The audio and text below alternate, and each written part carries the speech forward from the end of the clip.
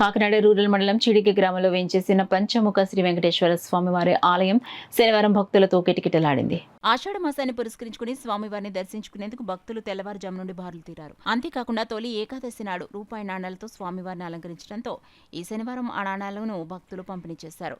ఈ సందర్భంగా ఆలయ అర్చకులు మాట్లాడుతూ తొలి ఏకాదశి నాడు స్వామివారిని సుమారు 20,000 రూపాయి నాణాలతో అలంకరించడం జరిగిందని, వాటిని నేడు భక్తులకు పంపిణీ చేయడం జరుగుతుందని తెలిపారు. ఈ కార్యక్రమంలో పెద్ద సంఖ్యలో భక్తులు పాల్గొని స్వామివారిని దర్శించుకున్నారు. దాదాపు 20,000 రూపాయలని మనం అలంకరించడం జరిగింది.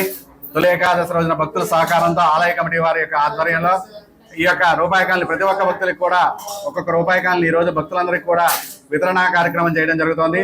అదేవిధంగా భక్తుల సహకారంతో స్వామివారికి చేయించినటువంటి ఇతర కవచము 10 చేతుల్ని కూడా ఈ రోజు అలంకరించడం జరిగింది. మిగతా కవచము శ్రావణ మాసం లోపుగా దాన్ని అలంకరించడానికి ప్రయత్నం చేస్తున్నాము. స్వామివారికి మిగతా పూర్తి కవచం కూడా రాబోతోంది. ఇతరులో ఆ కవచం మొత్తం కూడా శ్రావణ మాసం అయ్యేలోపు ఈ యొక్క కవచాన్ని అలంకరించాలని సత్సంకల్పంతో ఆలయ కమిటీ వారు ఉన్నారు.